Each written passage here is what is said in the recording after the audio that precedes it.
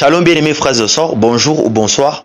Ça va bien sûr dépendre de l'heure à laquelle vous allez suivre cette vidéo. Je vous salue de partout où vous vous trouvez dans le nom de notre précieux, glorieux et merveilleux Jésus-Christ de Nazareth. Une fois de plus, je suis très content parce que le Saint-Esprit a déposé quelque chose dans mon cœur que j'aimerais partager avec vous pour la gloire de notre Saint Jésus-Christ de Nazareth. Que son nom soit loué et béni à jamais. J'aimerais partager avec vous une expérience. Ça s'est passé la nuit du 16 mai 2025. C'était pratiquement aux environs de 1h22 minutes exactement quand j'ai eu à faire cette expérience-là, parce que j'avais regardé l'heure. J'ai béni les Seigneurs parce que c'est toujours dans notre période de prière que nous sommes en train de faire de la préparatif de la Pentecôte. Nous sommes en train de faire 50 jours de jeûne et prière jusqu'à la Pentecôte, comme le Seigneur nous avait dit. Et le Seigneur ne cesse de nous visiter par de nombreuses révélations. Le Seigneur m'a montré quelque chose.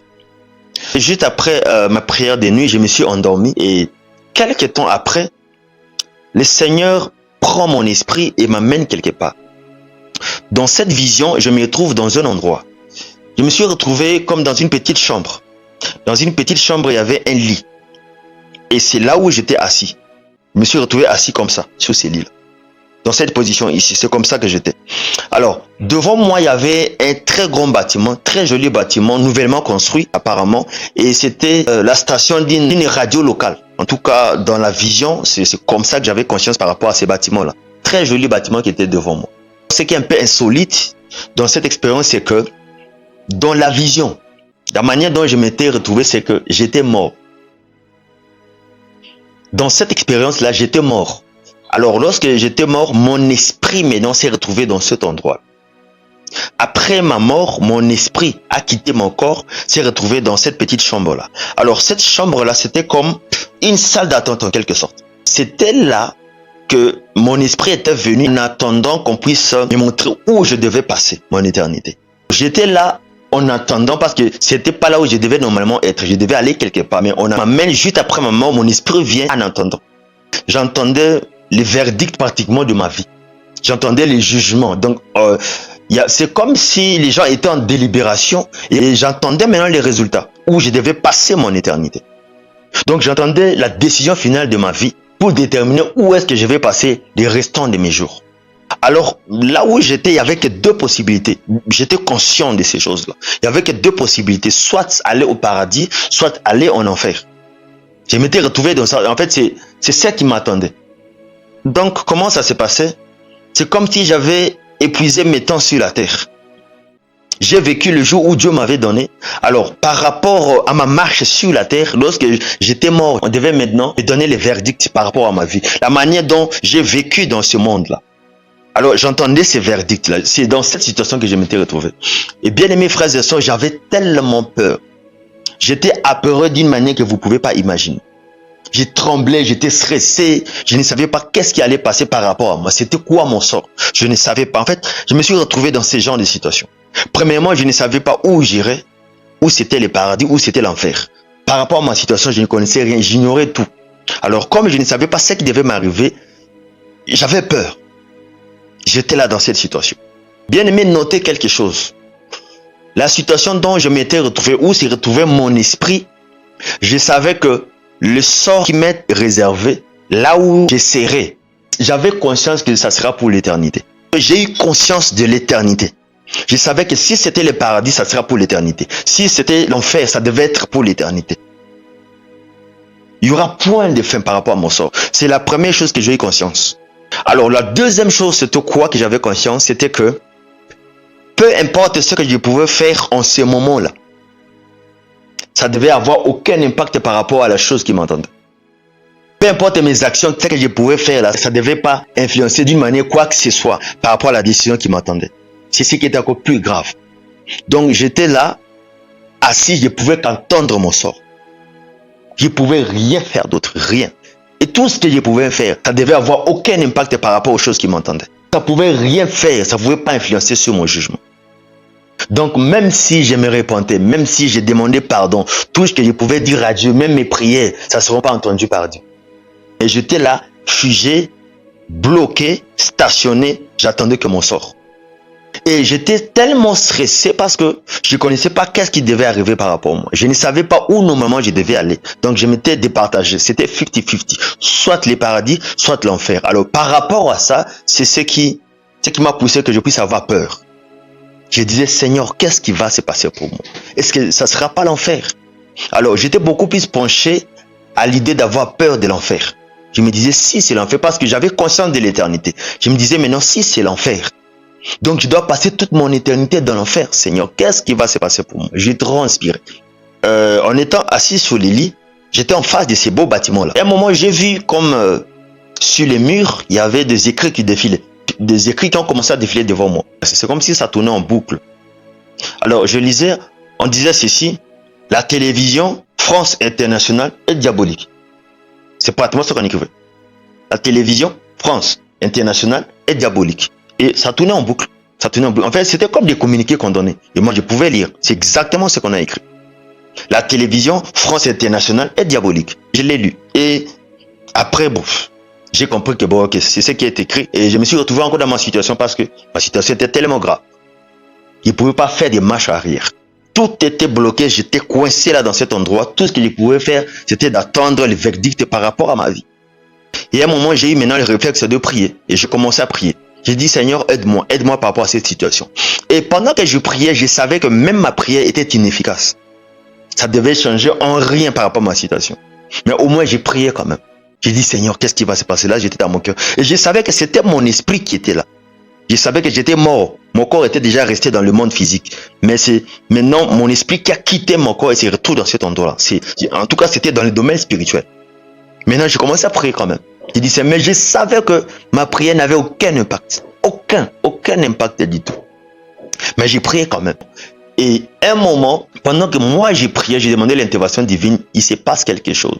J'ai vu mon esprit qui était là pendant que je priais, qui sort et qui rentre dans mon corps physique ici. En fait, comment ça s'est passé? Pendant que je prie, Seigneur, aide-moi, j'ai besoin de toi. Directement, j'entends, mon esprit, là où il était, il quitte, il entre dans mon corps physique ici. Une vitesse de lumière.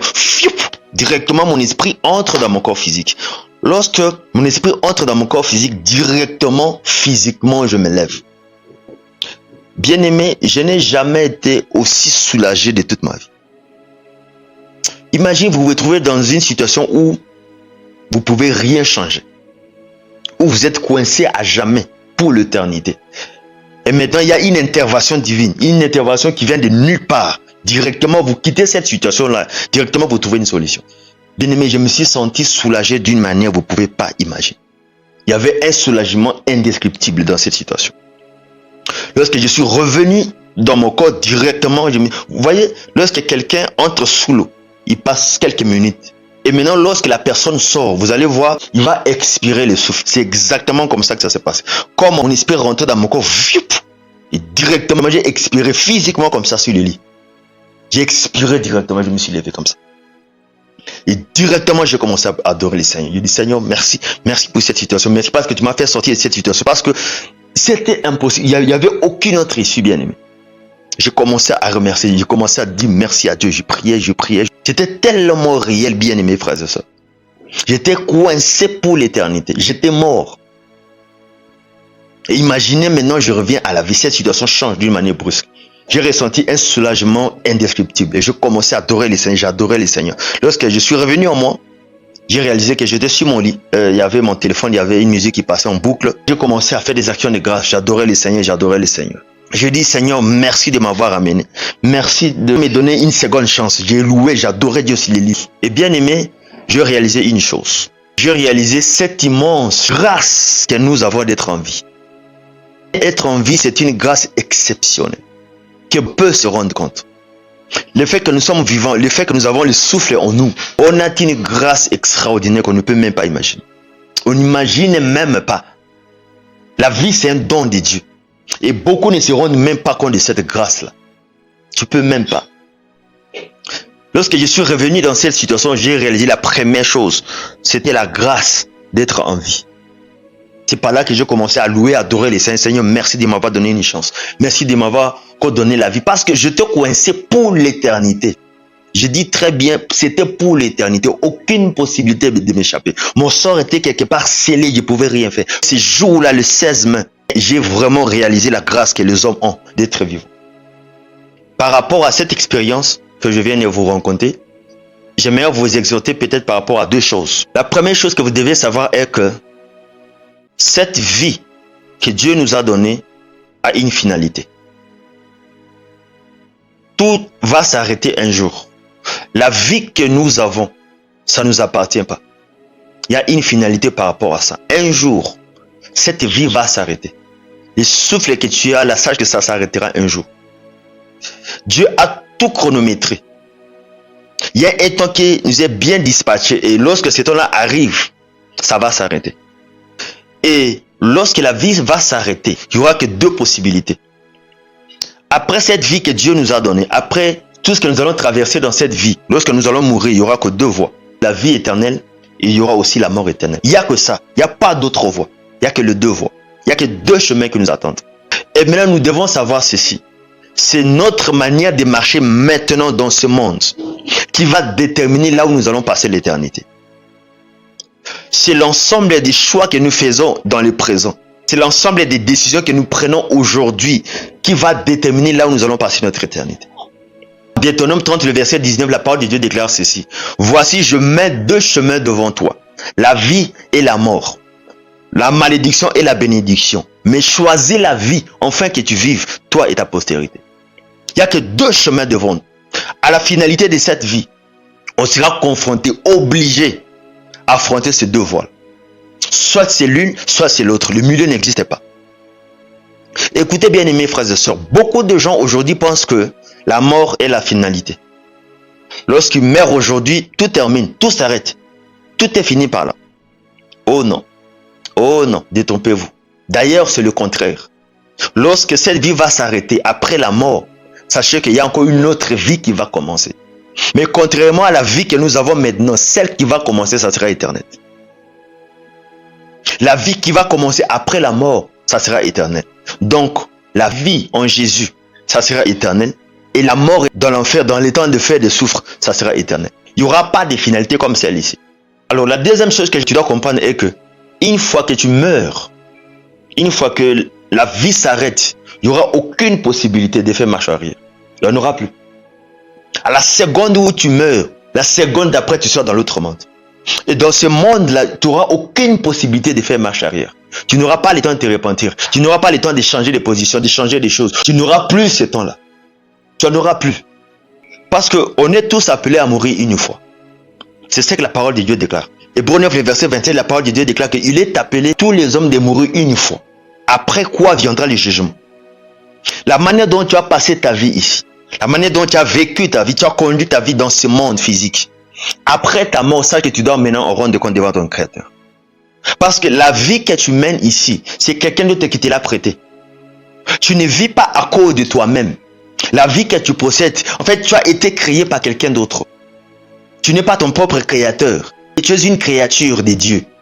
Alors la personne qui t'a donné la vie, lorsque cette vie-là qui t'a donné, lorsque ça va s'arrêter, sache que tu vas passer devant lui en fin de rendre de compte. C'est ce que beaucoup de gens ignorent. Mène ta vie comme tu veux. Conduis ta vie comme tu veux. Mais sache que lorsque tu mourras, tu vas rendre des comptes devant ton Créateur. Et tu n'auras aucun choix que de rendre des comptes. Aujourd'hui, beaucoup de gens ils pensent que la mort n'arrive qu'aux autres. La mort n'arrive que chez le voisin. Chez lui, il ne pense jamais à ça. Et personne ne veut penser sur sa mort. Personne ne veut réfléchir par rapport à ce jour-là. Quand ça va arriver, qu'est-ce qui va se passer? Personne ne veut penser à ça. On pense à toutes sortes de choses, à ses projets, comment planifier des choses, comment faire sa vie, mais on ne pense jamais le jour où on va mourir. Personne ne veut penser sur ça. On ne veut même pas entendre parler. On oublie un jour qu'on va mourir. On pense qu'on va ici sur terre, on va vivre d'éternité en éternité. On ne veut même pas penser au jour de sa mort. Peu importe ce que tu fais, peu importe ce que tu penses, sache que tu vas mourir. Tu es obligé à passer par là. C'est le chemin de tous les pécheurs. Lorsque je dis ces choses, ce n'est pas que je t'amène un esprit de mort, non. C'est suis-je tenté de te prévenir et de te dire la réalité. Des choses que tu feras face très bientôt peut-être. Parce qu'on est tous appelés à mourir. Mais le problème c'est que la mort c'est un mystère pour les hommes. C'est-à-dire Dieu nous a caché le jour de notre mort. On ne sait pas quand est-ce qu'on va mourir. Mais ce qui est sûr, on mourra d'une manière ou d'une autre. Maintenant, comme c'est un mystère, comme on ne connaît pas les jours de notre mort, comment ça va se passer, quand ça va se passer, de quelle manière ça va se passer. En pensant à ça, ça va nous aider à se préparer par rapport à ça. Comme c'est un mystère pour nous les hommes, en réfléchissant sur ça, ça va nous aider à prendre une attitude face à la mort lorsque ça viendra. Bien-aimé, tu mourras un jour quoi que tu fasses. Tu vas mourir. Tu n'es pas à l'abri de ces choses. Tu n'es pas exempté de la mort. C'est un chemin obligatoire pour tout le monde. Lorsqu'on lit la Bible, Ecclésiaste 8:8, la parole de Dieu déclare que l'homme n'est pas le maître de son souffle pour pouvoir le retenir. Il n'a aucune puissance sur le séjour de mort.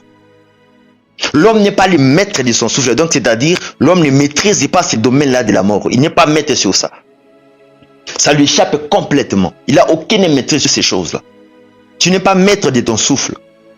Tout ce que tu feras pour te garder en vie, ça sera inefficace face à la mort. S'il a été dit que tu mourras tel jour, peu importe ce que tu feras, sache que tu mourras. Tu peux rien faire contre ça. Il dit que l'homme n'est pas le maître de son souffle pour pouvoir le retenir. Il ne peut pas. Il a dit, il n'a aucune puissance sur les séjours de mort. Aucune puissance. Peu importe ton rang social, peu importe ta fortune, ta beauté, ta place dans la société, ta personnalité, sache que la mort t'atteindra. Tu seras frappé un jour par la mort. Et le problème, c'est qu'on ne sait pas comment tu vas mourir. Il y a certaines personnes qui sont mortes dans leur sommeil. Aucune maladie, rien. Comme d'habitude, il va dormir et il meurt dans son sommeil. Il y a certaines personnes qui meurent dans des accidents. Il y a certaines personnes qui sont dans des hôpitaux. Par des maladies. Ils font des crises cardiaques, des morts subites. Tu n'es pas à l'abri de ces choses-là. Tu n'es pas maître, tu ne maîtrises pas ces domaines. Les gens meurent à tout moment et à n'importe quel âge. Voilà pourquoi la seule attitude, la seule chose que tu peux faire par rapport à ce mystère qui est la mort, c'est seulement de te préparer face à ça lorsque ça viendra. Prépare-toi. Prépare-toi, c'est tout ce que tu peux faire. C'est tout ce que tu peux faire. Quelque chose que tu ignores, quelque chose qui est mystérieuse pour toi, l'attitude face à ça, c'est seulement l'anticipation. De se préparer lorsque ça viendra. Veille sur ta vie. Veille sur ton âme. Commence à se poser des questions. Que si aujourd'hui il m'arrivait de mourir, où est-ce que je passerai mon éternité? Où? Alors, la deuxième chose que j'ai appris dans cette expérience-là, c'est qu'une fois que la mort frappe, notre sort est scellé. On ne peut rien faire d'autre. On sera obligé de subir les sorts qui nous est réservé par rapport à notre marche. Lorsque la mort te frappe aujourd'hui, tu n'auras plus le temps de faire quoi que ce soit. S'il y a un moment de changer la situation qui va t'arriver demain, c'est aujourd'hui. Pendant que tu es encore vivant. Pendant que tu as encore le souffle en toi. S'il y a un moment de se repentir, c'est maintenant. S'il y a un moment de changer sa vie, c'est maintenant. C'est une grâce extraordinaire de ton vie. Je ne sais pas si déjà ça t'est arrivé. Que tu fais un rêve, tu te retrouves que tu es bloqué quelque part. Tu n'arrives pas à te réveiller. Je ne sais pas si il t'est déjà arrivé une fois. N'attends pas que la mort puisse venir pour que tu puisses te repentir. S'il y a un moment de se repentir, de préparer son éternité, c'est pendant qu'on est encore vivant. Pendant que tu as encore le souffle de vie en toi. Car une fois mort, sache que ton sort sera scellé. Il y a deux chemins devant toi. La vie et la mort. Mais Dieu, par rapport à son amour, il dit choisis la vie, afin que tu vives toi et ta postérité. Bien aimés frères et sœurs, la vie éternelle n'est qu'en Jésus-Christ de Nazareth. Il est la vie, celui qui donne la vie. Après la mort, le jugement va intervenir pour tous les hommes. Mais il y a une exception par rapport à cette règle ici. Celui qui donnera sa vie à Jésus, il sera exempté du jugement de l'Éternel. Lorsque tu donnes ta vie à Jésus, tu ne passeras pas par le jugement. Pourquoi? Parce que Jésus a été déjà jugé. Il a été condamné à mort à notre place. Et une fois qu'on croit en lui, on sera exempté du jugement de Dieu. On va passer de la mort à la vie, comme la Bible le dit. Et le salut ne se trouve qu'en Jésus et en Jésus seul. Car c'est lui la vie éternelle. Dieu te propose de faire le bon choix. Or, en choisissant Jésus, tu t'épargnes du jugement de l'Éternel. Tu choisis la vie. Tu es exempté de la mort. Tu es exempté du jugement. Et dans Jean 11, le verset 25, Jésus il dit à Marthe ceci. Je suis la résurrection et la vie. Alléluia. Je suis la résurrection et la vie. Celui qui croit en moi vivra quand même il sera mort. Alléluia. Tu mourras comme tout le monde. Mais en ayant Jésus en toi, lorsque tu mourras, tu seras ressuscité. Si seulement les vivants savaient cette grâce qu'ils ont, d'être en vie, mais tout le monde devait suivre Jésus. Je vous l'ai dit. Mais lorsque je me suis retrouvé dans cette expérience-là, j'ai supplié le Seigneur. Et lorsque le Seigneur a ramené mon esprit dans mon corps, c'est là que j'ai reconnu la grâce que nous avons d'être en vie. J'ai réalisé les dons et la grâce que Dieu nous a faite. Réponds-toi pendant que tu es encore vivant, car c'est le moment. Lorsque la mort viendra, tu n'auras plus ce temps-là. C'est le moment de te repentir. C'est le moment propice pour la repentance. Abandonne tout et suis Jésus. Écoute sa voix, il te parle. Il dit, lorsque vous entendrez ma voix, n'endurcissez pas vos cœurs comme lors de la révolte. La voix du Seigneur parle. Il t'interpelle encore une fois de plus. Reviens à lui, abandonne tes péchés, réponds-toi, car c'est encore le moment. Manque tout dans ce monde, manque tout. Mais ne manque pas Jésus dans ta vie. Toi qui vis dans une mauvaise vie, dans la vie de l'impudicité, du débauche, de l'occultisme, de la sorcellerie, du fétichisme, réponds-toi avant ta mort, car la grâce de l'Éternel est encore disponible. Dieu il sonne encore l'alarme une fois de plus. Réponds-toi. Donne ta vie au Seigneur Jésus-Christ. Nous vivons dans le temps de la grâce. Fais-le avant que la mort te surprenne. Parce que tu ne sais pas quand est-ce que tu partiras. C'est le moment de le faire tous les jours de ta vie. Nous devons vivre tous les jours comme si c'était les derniers. En nous préparant dans la repentance, en marchant dans la crainte de Dieu. Ne meurs pas sans Jésus. Jean 11, verset 26, Jésus dit, quiconque vit et croit en moi ne mourra jamais. Jésus-Christ est notre seul et unique espoir pour avoir la vie éternelle. Abandonnons les péchés et dépouillons-nous de tout ce qu'il y a comme œuvre de l'ennemi. Le jugement sera long et inévitable. Le verdict sera éternel et sans appel. Aucune autre possibilité d'appel. Et surtout, personne ne sera épargné par rapport à ça. Sois béni dans le nom de Jésus.